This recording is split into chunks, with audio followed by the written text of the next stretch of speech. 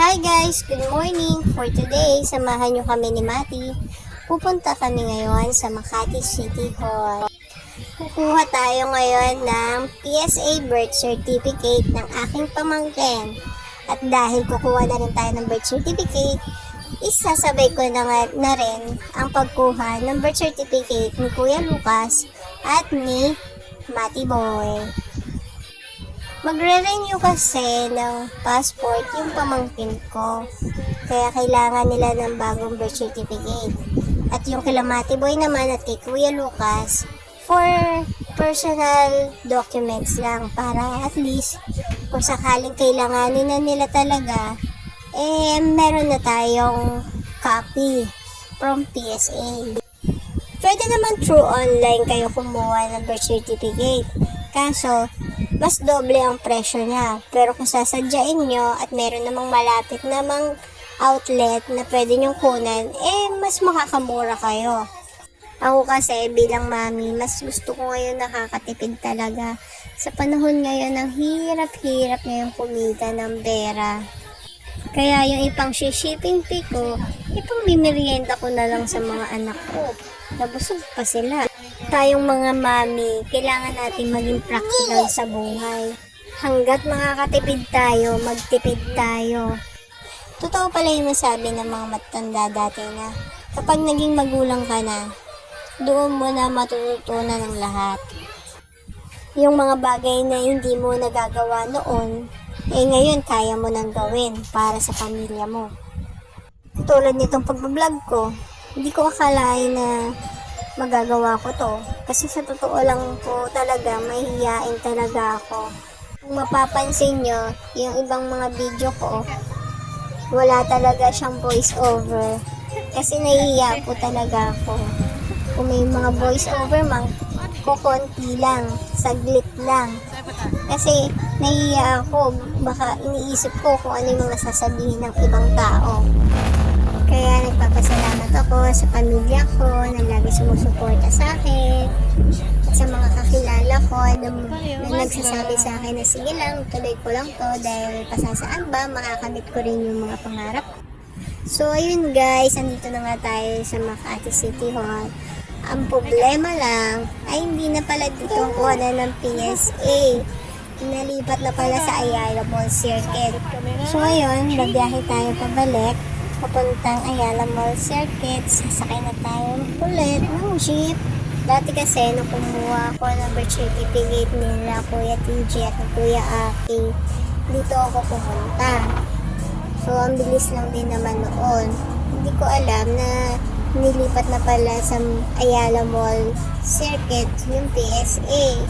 So ito, biyahe kami ni Mati at libang na libang siya dito sa jeep, hindi tulad yung kanina. Mabanggit ko lang kasi ang sungit nun manong. Parang lahat ng sakay niya, kaaway niya. Galit na galit, ganon. So ayan, nakasilip siya sa bintana at nakita pa nga niya si Jollibee.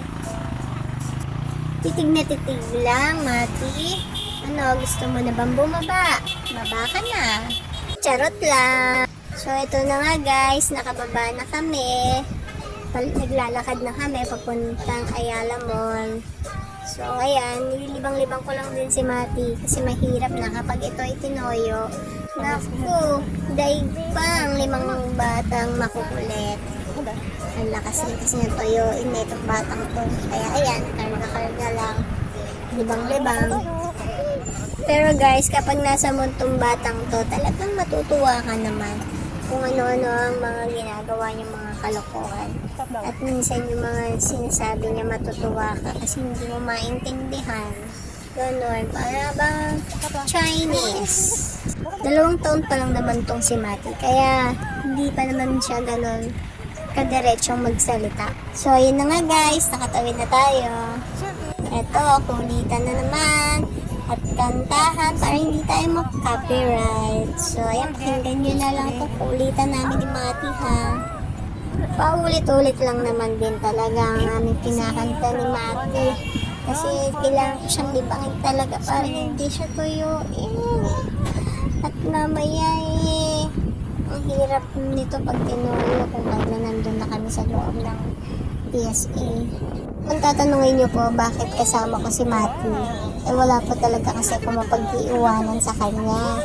Kasi kadalasan pag nilakad talaga ako, iniiwan ko to sa anak kong panganay na si Kuya TJ. Ang kaso may pasok po siya ngayong umaga, kaya kasama ko siya. Ang madalas ko talagang kasama ay si Kuya Lucas.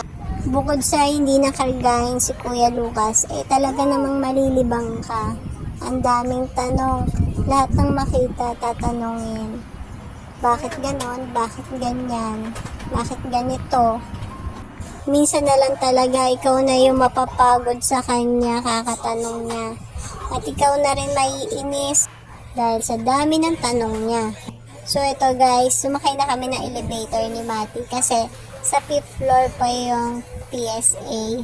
So ayan, tamang pakiramdam lang siya kung anong nangyayari. May nakasabay nga kami dyan at natutuwa sa kanya. Paano ba naman kasi? Tamang obserba lang tong batang to. So ayan, lumabas na nga kami. At naglalakad na nga rin si Mati ngayon. Buti medyo napahinga yung braso ko sa pagbubuhat sa kanya.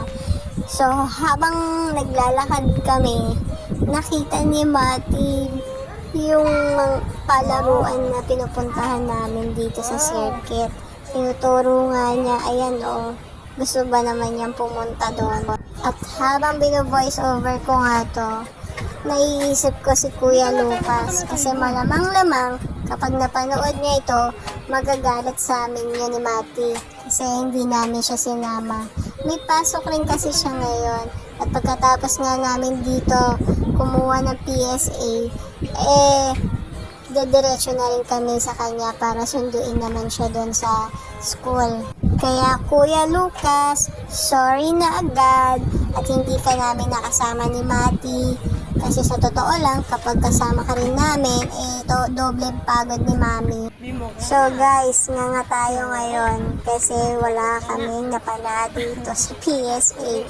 Kasi hindi ko rin alam na by appointment na pala. Kailangan mo rin pala mag-online para makakuha ka ng appointment or ng slot para makakuha ka ng PSA. Kaya ito, namasyal na lang muna din kami ni Mati bago umuwi kasi maaga pa para sunduin si Kuya Lucas. Kaya lakad-lakad lang muna din siya dito sa mall. Kaya talagang maganda kami kay Kuya Lucas kapag napanood niya tong video na to. Kasi talagang magagalit siya sa akin bakit hindi namin siya sinama. Hinahayaan ko nga lang siya dyan magtatakbo para pag uwi namin ng bahay mamaya pagkasundo kay Kuya Lucas, makatulog nga siya, makapagpahinga at magawa ko naman ang mga dapat kong gawin. Habang naglalakad nga kami dito, nakakita si Mati ng train. Gusto niya yan dahil one time na napunta kami dito, yung Kuya Lucas niya, nakita niya sumakay dyan. Kaya ayan nga, napapaisip-isip pa siya. Akala mo, ang tanda-tanda na. So ayan na nga, iniisip na nga niya kung paano siya sasakay dyan sa train na yan. Ito na nga ako, puro naman ako bawal. At siya naman turo ng turo. Hanggang sinawakan na niya yung kamay ko at hinila. At gusto na nga talaga niya magpasakay. Hindi naman talaga magpapatigil tong si Mati. So ayan nga, nagsasariling sumikap kahit sa bintana dadaan. So dahil sarado pa naman ng mall at hindi pa naman din nag-ooperate yung train, isasakay ko na muna din siya kahit papano, kahit saglit lang dito sa likod. Ayan tuwa nga siya. Makangiti ka, Mati, wagas.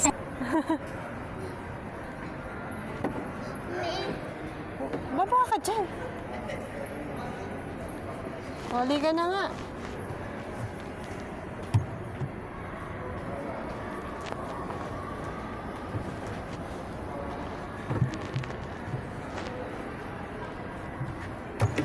So, bubuhatin ko na nga siya at ito, naglalakad-lakad na kami talaga. Dahil gusto ko na rin lumabas ng mall. Dahil napakakulit na rin talaga ni Mati. At malapit na rin mag-uwian si Kuya Lucas. Kaya kailangan makauwi na kami at makuha na namin yung e-bike kila Papa para sunduin na rin si Kuya Lucas. At habang naglalakad nga kami, ayun, nakita niya nga si Jollibee.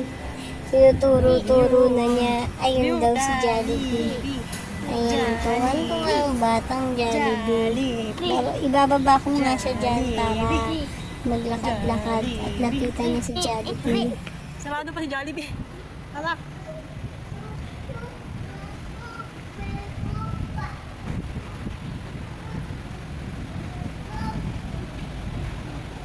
Close pa.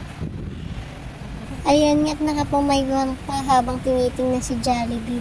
Akala mo talaga matanda. Manang-mano ka sa nanay mo mukhang pamaywang ka. Sino bang nanay mo? Bata ka. Takbo lang ng takbo, Mati Boy. Para mamaya, pagdating natin sa bahay, pagkasundo kay Kuya Lucas, makatulog ka at makapagpahinga rin ako dahil nakakapagod yung habulin ka. Kita mo naman, napakaligarig mo. Buti na nga lang at maaga pa dahil sarado pa ang mga store. Dahil malamang-lamang, ipinasok mo na ang bawat pintuan dyan. Sige, takbo pa. Basta huwag ka lang mawawala sa paningin ko dahil pag ikaw ay nawala, lagot ako sa tatay mo.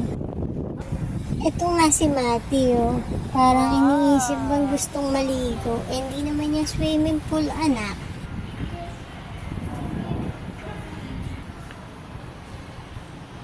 Talaga nga naman pinipilit niyang tumungtong doon. Balak talaga niyang bumaba. Tinatakot ko nga siya at baka huliin siya ng polis dyan. Lagot ka ako siya. At mukha naman nga talagang tumalag yung pananakot ko. At ayan, bumaba na nga.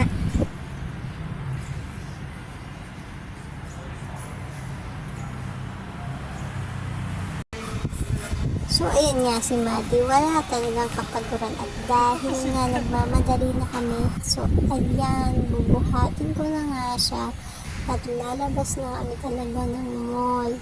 Malakad-lakad, pero tinitingnan pa rin naman namin yung mga view dahil ang ganda naman talaga dito sa Ayala Mall.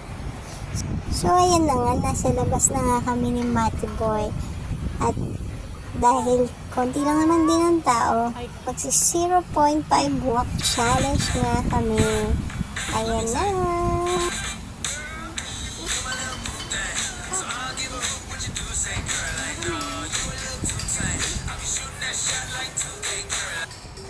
So, ito na nga kami guys sa bahay at ayan ang si Mati Boy at ito naman ako, pagod na pagod pero susundo pa rin kami kay Kuya Lucas. So, bye na guys, paalam, see you next vlog, thank you, bye!